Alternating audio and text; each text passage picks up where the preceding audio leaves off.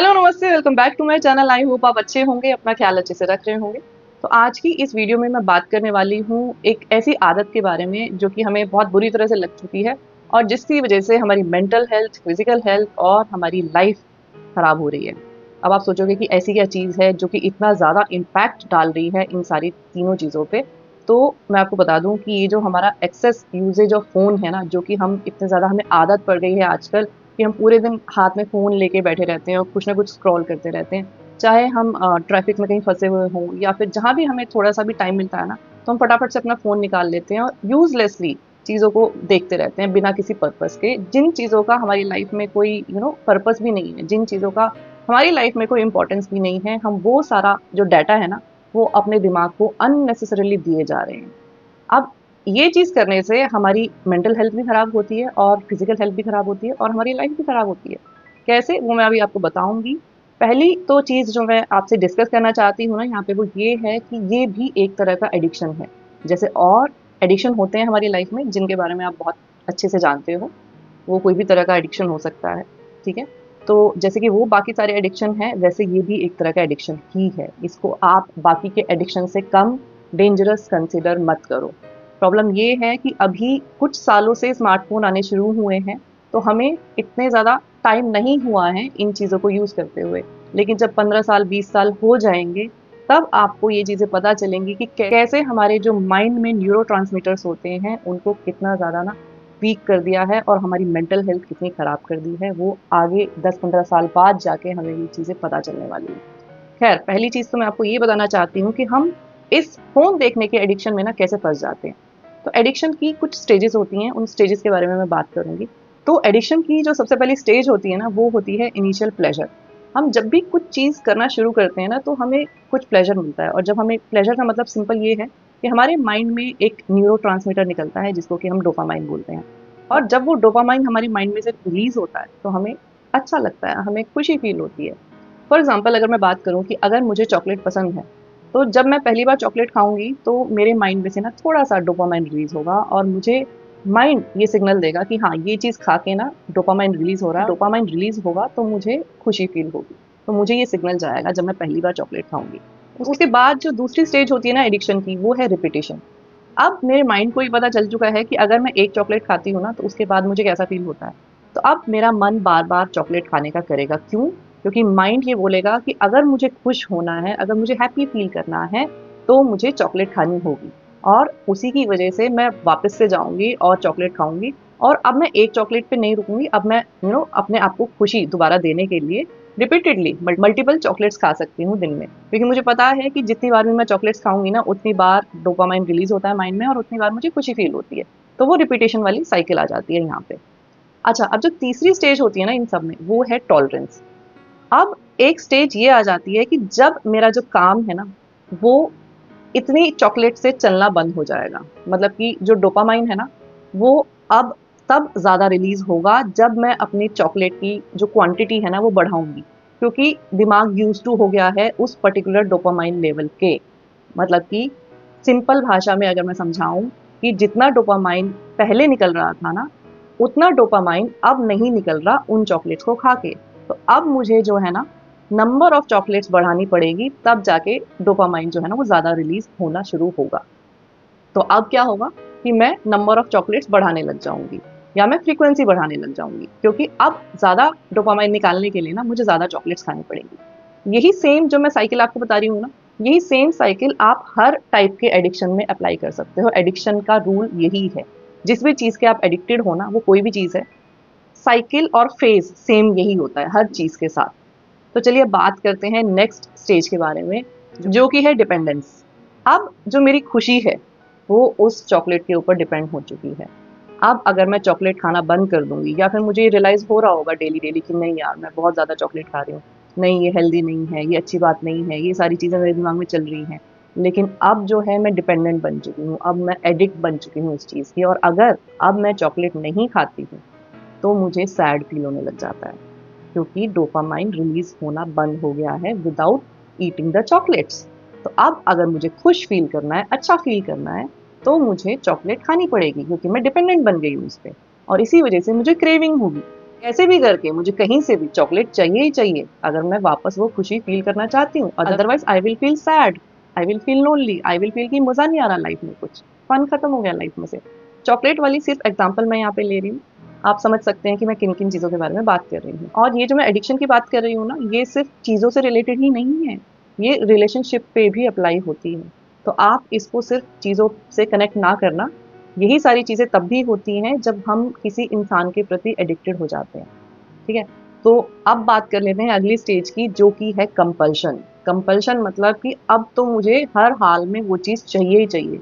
अब तो मेरा दिमाग मुझे ये भी नहीं बोलता कि ये चीज़ खराब है या अच्छी है या मुझे ये नहीं करना चाहिए। जो चीज़ें आती हैं ना अंदर से कि हाँ, ये ठीक नहीं हो रहा है, वो चीज़ें भी नहीं आती। अब तो कंपल्शन हो गई है। अब तो मुझे चाहिए ही चाहिए, किसी भी हाल में चाहिए। और अब अगर वो चीज़ नहीं मिलती है तो मेरा कंट्रोल खत्म हो चुका है मेरे ऊपर से। अनकंट्रोलेबल बिहेवियर नहीं हो जाता जैसे कि नहीं, अब तो मुझे ये चाहिए ही चाहिए। अब अगर मैं रिलेशनशिप की बात करूँ कि वो इंसान अगर आपकी लाइफ में नहीं है तो अब आपको चाहिए ही चाहिए। कंट्रोल खत्म हो गया, आपकी सोचने समझने की शक्ति जो है ना, वो खत्म हो चुकी है। तो ये जो है, ये लास्ट स्टेज होती है एडिक्शन की। आपको ये भी पता होगा कि इस चीज़ के नेगेटिव कॉन्सिक्वेंसेस क्या हैं, आपको सारी चीज़ें पता होंगी, लेकिन अब आप एडिक्शन में बुरी तरह से फंस चुके हो। मतलब लास्ट स्टेज का मतलब है कि अब आप पूरी तरह से एडिक्ट हो चुके हो उस चीज़ के। तो अब आपके लिए कोई भी लॉजिक, कोई भी चीज़, दिमाग क्या कह रहा है, दिल क्या कह रहा है, दुनिया क्या कह रही है, आपको कुछ समझ में नहीं आएगा। तो ये तो सारी कहानी ये है कि हम कैसे एडिक्शन में फंस जाते हैं। अब बात कर लेते हैं कि इस एडिक्शन से नेगेटिव कॉन्सिक्वेंसेस क्या होते हैं हमारे माइंड के ऊपर।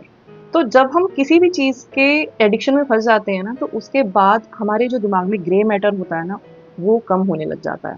अब ग्रे मैटर का क्या काम होता है हमारे दिमाग में? उसका काम होता है कि हम सही से डिसीजन ले पाएँ, हम चीज़ों को याद रख पाएँ, या फिर इमोशनल रेगुलेशन, इमोशनल कंट्रोल या सेल्फ कंट्रोल, या फिर कॉग्निटिव एबिलिटीज़, मतलब कि हम हाथ-पैर पे हमारा कितना कंट्रोल है। आपने सुना होगा कि कुछ डिजीज़ेज़ होते हैं जैसे कि अल्ज़ाइमर हुआ या डिमेंशिया हुआ, या फिर कुछ और डिजीज़ेज़ हो जाते हैं जिसमें कि हम हाथ-पैर हमारे ना ठीक से काम करना बंद कर देते हैं।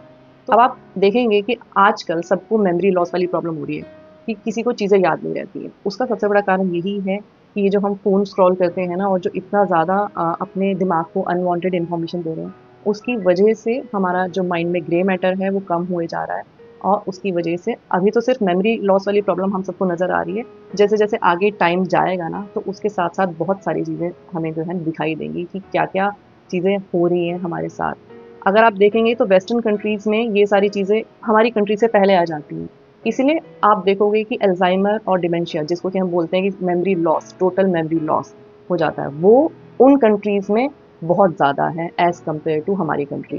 क्योंकि हमारी कंट्री में टेक्नोलॉजी बहुत लेट आई है, ठीक है? और जैसे-जैसे हमारे माइंड में ये ग्रे मैटर जो है वो कम होने लग जाता है ना, तो वैसे-वैसे हमारे माइंड में नई चीज़ को रिटेन करने की जो कैपेसिटी है ना, वो कम होती चली जाती है, और पुरानी चीज़ें भी जो स्टोर होती हैं ना, वो भी डिलीट होती चली जाती हैं। और माइंड ही हमारी जो फिज़िकल हेल्थ है ना, उसको भी कंट्रोल करता है। तो वो कंट्रोल भी धीरे-धीरे माइंड में होने लग जाता है, जैसे-जैसे ये ग्रे मैटर कम होने लग जाता है। मुझे ऐसा लग रहा है कि आज का वीडियो जो है वो आपके लिए थोड़ा-सा हेवी हो सकता है, बट किसी भी चीज़ को समझने के लिए अगर उसका लॉजिक हमें नहीं पता होगा ना, तो वो हमारे माइंड के अंदर जाती नहीं है ठीक से, ऐसा मुझे लगता है। तो इसलिए मैं आपको थोड़ा-सा ना लॉजिकली चीज़ों को समझाने की आज कोशिश कर रही हूँ। तो चलिए अब बात करते हैं कि इस चीज़ से ना बाहर कैसे आएँ। अब कुछ सालों पहले ना मुझे भी ये एडिक्शन काफ़ी लेवल पे था। लेकिन उसके बाद मैंने अपने आप को ये समझाया, मैंने कुछ चीज़ें, जैसे कि मैं आपको हमेशा बोलती हूँ ना कि अपने साथ बैठो और अपने साथ ना इन चीज़ों के बारे में ना थोड़ा-सा डिस्कशन खुद से करो कि जो आप ये कर रहे हो इसका क्या पर्पस है, इससे आपको क्या हासिल हो रहा है, इससे रिज़ल्ट क्या मिल रहा है आपको, आप क्या डेवलपमेंट कर रहे हो अपनी लाइफ़ में। तो मैंने ये सोचा, स्पेशली जब मैं बात करती हूँ बॉलीवुड की या फिर कोई भी ऐसी चीज़ें जिनसे हमारा कोई रिलेशन नहीं है। अब अगर किसी भी फ़िल्म स्टार के साथ क्या हो रहा है, क्या नहीं हो रहा है, ब्रेकअप हो रहा है, किसी के साथ किसका अफ़ेयर हो रहा है, उस चीज़ से मेरी लाइफ़ पे क्या फ़र्क पड़ रहा है। मैंने अपने आप को ये सारी चीज़ें बैठ के ना अपने आप से डिस्कस की। फॉर एग्ज़ाम्पल अगर मेरे फ्रेंड्स भी हैं, अब उनकी लाइफ़ में भी जो अच्छी-अच्छी चीज़ें हो रही हैं ना, वही वो सोशल मीडिया पे डालते हैं। और ये चीज़ें भी कहीं न कहीं हमें नेगेटिवली इफ़ेक्ट करती हैं, क्योंकि हम उनके ज़िंदगी के सिर्फ़ अच्छे एस्पेक्ट को देखते हैं, बुरा एस्पेक्ट तो कोई डालता ही नहीं है सोशल मीडिया पे। तो मुझे क्या करना है कि मेरा फ्रेंड या मेरी फ्रेंड कहाँ घूमने गई है या उसकी लाइफ़ में क्या हैपनिंग चीज़ हो रही है, क्योंकि उससे कहीं न कहीं मुझे ऐसा लगता है कि मेरी ज़िंदगी में कमी है ना? क्योंकि उसकी ज़िंदगी में जो कमी है, वो पार्ट तो उसने दिखाया नहीं सोशल मीडिया पे, लेकिन उसकी ज़िंदगी में जो अच्छा है, उसको देख के मैंने ज़रूर अपनी ज़िंदगी को उसकी ज़िंदगी से कंपेयर कर लिया, और अपने अंदर नेगेटिविटी लेके आ गई मैं उस चीज़ को कंपेयर करके। तो उस चीज़ से भी कोई फ़ायदा है नहीं है। हमें अपना जो टाइम है वो इस तरह से यूटिलाइज़ करना चाहिए, या हमें अपने माइंड की हेल्थ का इस तरह से ख़्याल रखना चाहिए कि हम कुछ ऐसा करें, जैसे कि कुछ नया स्किल सीखें। जैसे कि अगर मैं कुछ महीनों की बात ना करूँ, तो उससे पहले मैं बहुत सारी बुक्स पढ़ती थी, और वो बुक्स जो है ना अलग-अलग तरीके की होती थी। ये नहीं थी कि एक ही तरीके की बुक्स मैं पढ़ती हूँ। और जितना आप अपने माइंड को कुछ इन्फॉर्मेटिव, कुछ लॉजिकल, कुछ एनालिटिकल देते हो ना, उतना ही आपके माइंड में जो ग्रे मैटर होता है ना, वो बढ़ जाता है। तो जो आपके दिन के 24 घंटे हैं ना, उनको आप इस तरीके से डिवाइड करो कि मैं फ़ोन को ना सिर्फ़ इतना ही टाइम देने वाली हूँ या देने वाला हूँ, और उसके बाद का जो मेरे पास टाइम बचता है, फ्री टाइम बचता है, उसमें मैं कुछ कंस्ट्रक्टिव करूँगी। वो कुछ भी हो सकता है, क्योंकि वो आपकी लाइकिंग पे डिपेंड करेगा, तो इसलिए मैं आपको सजेस्ट नहीं कर सकती। जिस भी चीज़ में आपको अच्छा लगता है, हो सकता है कि आपको पेंटिंग करने में अच्छा लगता हो सकता है आपको रीडिंग करने में अच्छा लगता हो, जैसे कि मैंने आपको बोला, बुक्स जो हैं वो हमारी बेस्ट फ्रेंड होती हैं, जो नॉलेज है ना वो हमारे साथ ज़िंदगी भर तक रहती है ना? तो ऐसे ही कुछ एक्टिविटीज़ ढूँढो जिनको करने से आपकी लाइफ़ में पॉज़िटिव कुछ इम्पैक्ट आ सके, और जिनको करके ना आपको अच्छा फ़ील होगा। तो अगेन कहने के लिए मेरे पास बहुत कुछ है, बट वीडियो बहुत लंबा हो जाता है, तो इसीलिए आज की वीडियो में बस इतना ही। आई होप आपको वीडियो अच्छा लगा होगा। वीडियो अगर अच्छा लगा है तो इसको प्लीज़ लाइक और शेयर ज़रूर करना। चैनल पे पहली बार आए हो तो सब्सक्राइब करना बिल्कुल मत भूलना। मैं आपसे फिर मिलूँगी एक नए वीडियो के साथ, तब तक अपना ख्याल रखो। Lots of love to you. Take care. Bye bye.